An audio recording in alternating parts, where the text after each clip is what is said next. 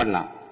இந்த சமூக நீதி அரசுன்னு சொல்றவங்களை பார்த்து கேட்கிறேன், நம்ம பட்டியலின சகோதரர்களுக்கு எத்தனை அமைச்சர் பதவி கொடுத்தீங்கன்னு கொஞ்சம் சொல்ல முடியுமா? ஆனா நம்மளுடைய அரசுல 8 அமைச்சர் பதவிகள் யாருக்கு? நம்ம பட்டியலின சகோதரர்களுக்கு. எல்லாம் நம்ம அண்ணன், நம்ம தம்பி, நம்ம தங்கச்சிங்க. அண்ணல் அம்பேத்கர் அவர்களுடைய கிட்டத்தட்ட 100 ஆண்டு கால கனவு இப்ப நிறைவேறி இருக்கு.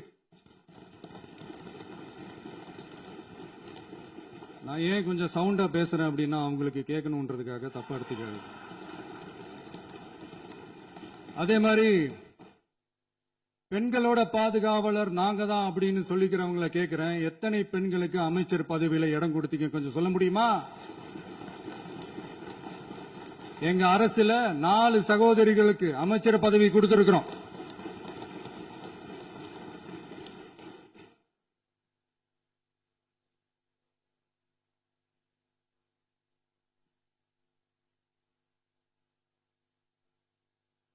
அதனால மக்களால் நிராகரிக்கப்பட்டு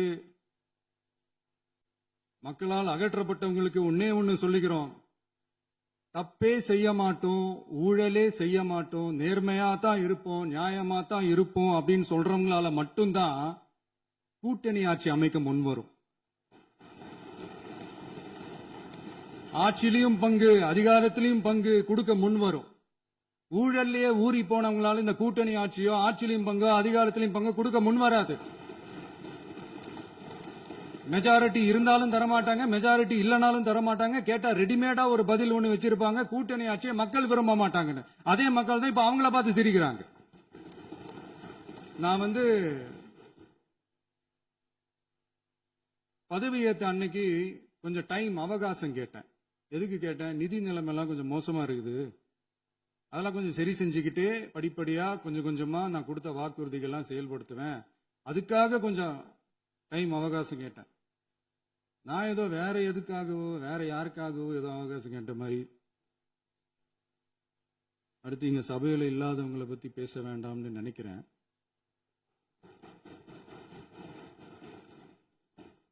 இங்க நம்மளை பத்தி அவதூறு பரப்புறதோட மட்டும் இல்லாம இப்ப நம்ம மக்கள் மேலேயும் அவதூறு பரப்ப ஆரம்பிச்சிட்டாங்க. மக்கள் நமக்கு ஓட்டு போட்டது தப்பான், குடும்பமா நமக்கு ஆதரிச்சது தப்பான். இது இப்ப இல்ல, நான் சொல்றது எம்ஜிஆர் அவர்கள் காலத்திலிருந்தே. அப்பவே அவர் ஜெயிச்சப்போ அதே மக்களை தப்பா பேசுறது.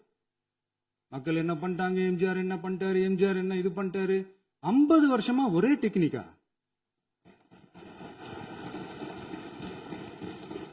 டெக்னாலஜி எல்லாம் மாறி வேற எங்கேயோ போயிட்டு இருக்கு பஸ். இதுல கொஞ்சம் டெக்னிக்காச்சும் கொஞ்சம் மாத்தினா கொஞ்சம் நல்லா இருக்கும்.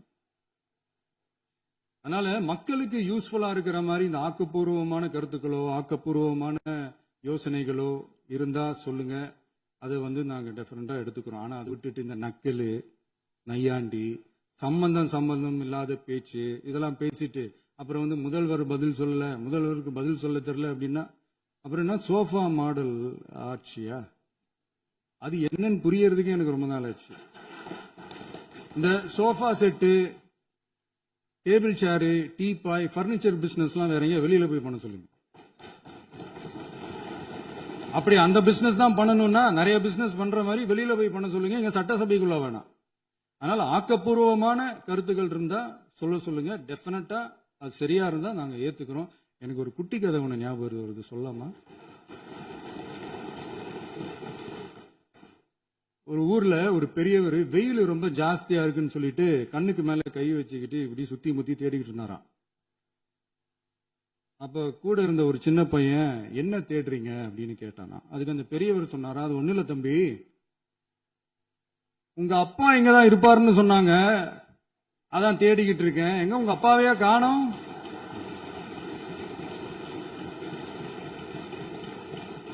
இல்லங்க, எங்களுக்கும் நக்கலா நையாண்டியா சம்பந்தம் இல்லாத குட்டி கதை இதெல்லாம் எங்களுக்கும் பேச தெரியும். அந்த கதையில பெரியவர் அப்படி சொன்னாராம், தப்பா எடுத்துக்காதீங்க. அந்த கதையில பெரியவர் அப்படி கேட்டாராம். அதனால யாரும் இங்க டென்ஷன் ஆக வேணாம். அதனால இன்னொரு இந்த என்னுடைய உரையை முடிக்கிறதுக்கு முன்னாடி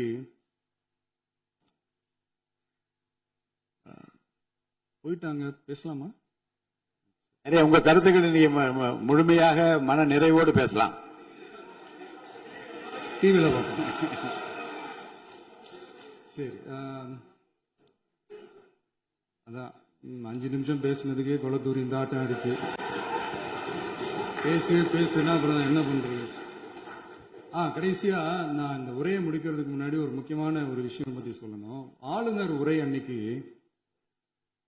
இந்த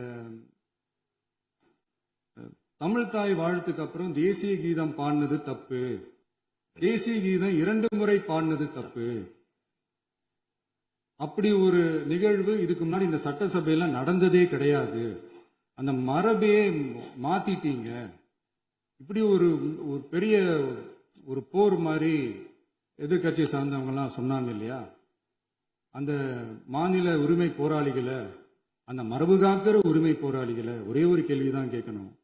2021 ஆகஸ்ட் 2 ஞாபகம் இருக்கா? Centenary celebration of Tamil Nadu legislature. அந்த ஃபங்க்ஷன்ல நம்ம முன்னாள் முதலமைச்சர் கருணாநிதி அவர்களோட கலைஞர் அவர்களுடைய கலைஞர் அவர்களுடைய புகைப்படத்தை மாண்புமிகு குடியரசுத் தலைவர் திறந்து வைக்கிற ஒரு ஃபங்க்ஷன். அந்த ஃபங்க்ஷன்ல national anthem followed by Tamil Thai Vazhthu அப்படின்னு அறிவிச்சது ஞாபகம் இருக்கா? அதாவது தேசிய கீதத்துக்கு அப்புறமா 2வது முறையா, நோட் திஸ் பாயிண்ட் மாண்புமிகு பேரவைத் தலைவர் அவர்களே, பிளீஸ் நோட் திஸ் பாயிண்ட். தேசிய கீதத்துக்கு அப்புறம் 2வது முறையாக தமிழ் தாய் வாழ்த்து பாடப்படும் அப்படின்னு சொன்னது ஞாபகம் இருக்கா? அதுவும் முத்தமிழ் அறிஞர் அப்படின்னு சொல்ற நம்ம கலைஞர் அவர்களுடைய அந்த புகைப்படம் வெளியிட்டு விழாவில் அவர் இருந்த இதே சபையில தமிழ 2வது இடத்துக்கு தள்ளினது யாருன்னு ஞாபகம் இருக்கா? அது மட்டும் இல்ல, அந்த தேசிய கீதத்தை நாட்டுப்பண் நேஷனல் ஆந்தம்னு சொல்லி அதே ஃபங்க்ஷன்ல கடைசியா ஃபங்க்ஷன் முடியும் போது செகண்ட் டைம் தேசிய கீதம் பாடினதும் ஞாபகம் இருக்கா? இதே அவையில் தான், அது அவை குறிப்பிலும் இருக்கிறது, இதே அவையில் தான் நடைபெற்றது. இந்த நேரத்தில் இந்த ஆதாரங்களை அளித்த மாண்பு முதல்வர்களுக்கு நன்றியை தெரிவித்துக் கொள்கிறேன். டவுட் இருந்தா இந்த புக்கை பார்த்து தெரிஞ்சுக்கலாம். அதனால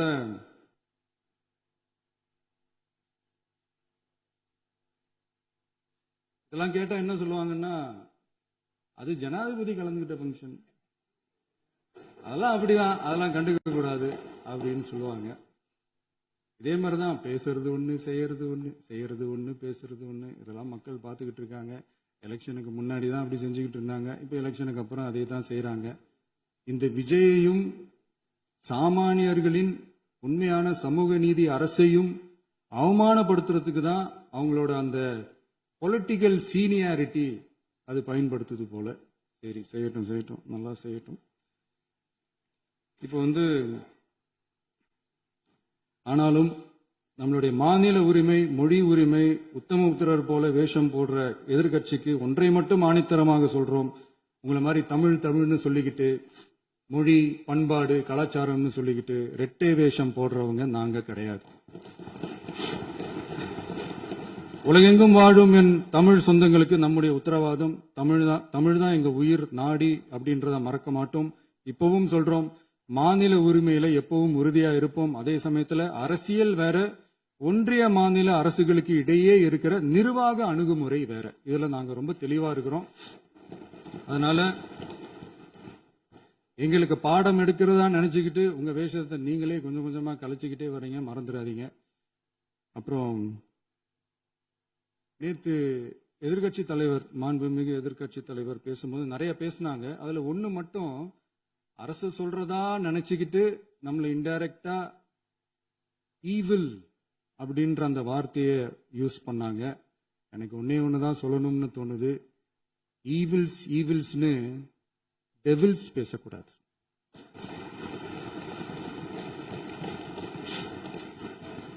அவங்க இருந்திருந்தா ஒரு ஆக்ஷன் பண்ணணும்னு எனக்கு தோணுச்சு. எல்லாரும் போயிட்டாங்க. இல்ல, With your இப்போ- permission இப்போ- இப்போ- பண்ணலாமா? இப்பவும் பண்ணலாம், ஒண்ணும் தப்பு இல்ல.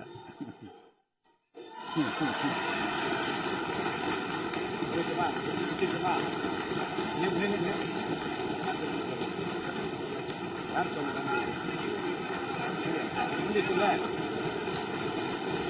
எழுந்து சொல்லுங்க, உட்காந்து சொல்லட்டுமா?